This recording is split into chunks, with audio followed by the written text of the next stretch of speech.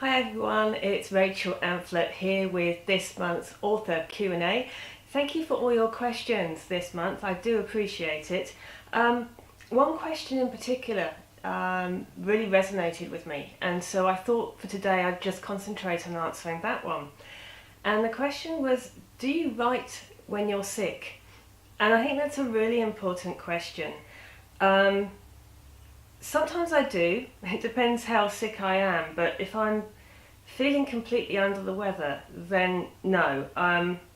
I've started to learn, the more I do this, that if I get sick or I start to feel like I'm coming down with something, that's my body's way of telling me to slow down.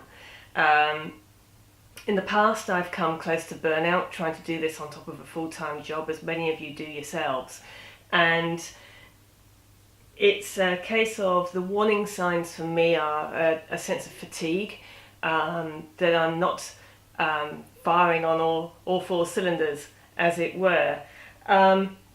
It's also taken me a long time to get over the guilt about not writing when I feel sick, and I think that's really important, that we don't beat ourselves up. I mean, it's really important to have daily writing targets, of course, but if your body's telling you that you need to slow down and have a rest, you need to do that, because myself and other writers and other people with different creative jobs have been really hit by ill health for not listening to our bodies and just taking some time out.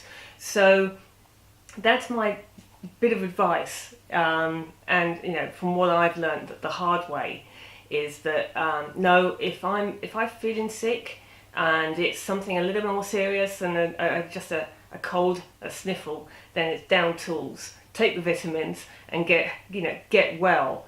On that note, I recently posted a blog post, and I'll put it in the notes underneath this video this month, about my changing writing habits, and something that I've done, which you can see behind me. This desk here is actually an electronic sit-stand desk, and I realise I'm sitting down at the moment to record this. In a moment, when I do my writing target for the day, I'll raise the desk and I use my dictation software with my headphones, and I can pace back and forth in front of the desk while I'm writing, and so that way I'm keeping fit. I'm not in a stationary position all day while I'm working, and on top of that, just out of sight here, I've got some Pilates stretch bands and some little hand weights and stuff like that. So in between writing How to Kill People, I'm actually doing some movement, some cardio movement as well. And of course I only sit down and stand up and begin my writing target for the morning once I've taken Floyd, our dog, for a walk. So have a look at the blog post. There may be some tips. I realise sit-stand desks are not for everybody. They are expensive. It was one of my biggest investments this year, but something I had to do for myself, and there are alternatives out there. Writing progress, before I go today, a couple of projects on the go. K Hunter 6 is currently with my editor, and I'm on schedule for that release later this year. I'm not going to give you a date because sometimes plans go a little out the window, but rest assured there is a 6th K Hunter book on its way. I've seen the cover this week and it is gorgeous. I cannot wait to share that with you in a few weeks' time. To get an exclusive sneak peek of that before it goes on social media, join the readers group, link in the notes under the video. And on top of that, because I don't rest once the book has gone to the editor, I'm back working on my secret project, which is this book here. That's coming along really nicely. I'm really pleased with that. Had a big breakthrough last night with regard to tying all the plot threads together, and I'm really fired up to get stuck into that this morning, as you can probably tell. And in the meantime, K Hunter 7 has started.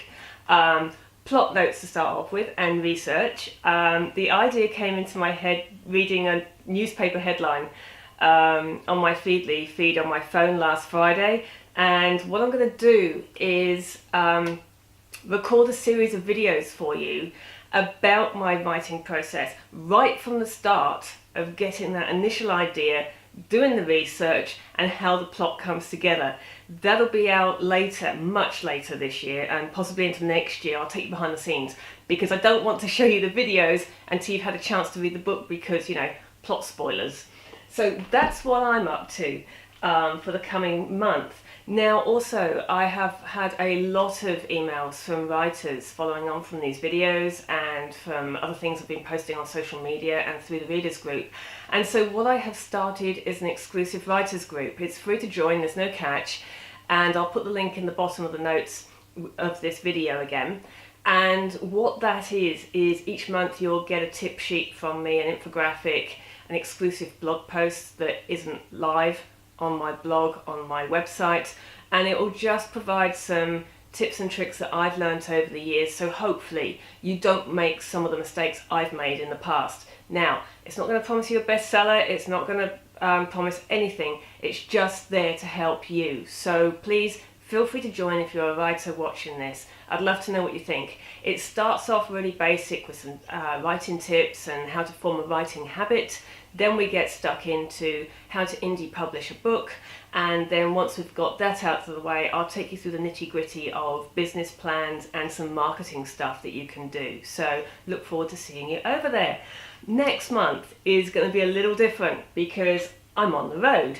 I'm actually going to be in the UK. I'll be attending Crime Fest in Bristol mid-May, and then I've got a couple of events coming up in Kent, which I'm really excited about. So again, join the readers group, keep an eye on social media, and as soon as I have the details firmed up there, I will let you know. And with any luck, my author Q&A will be posted next month, and I'll film it in Kent for you and take you on the road with the K Hunter series.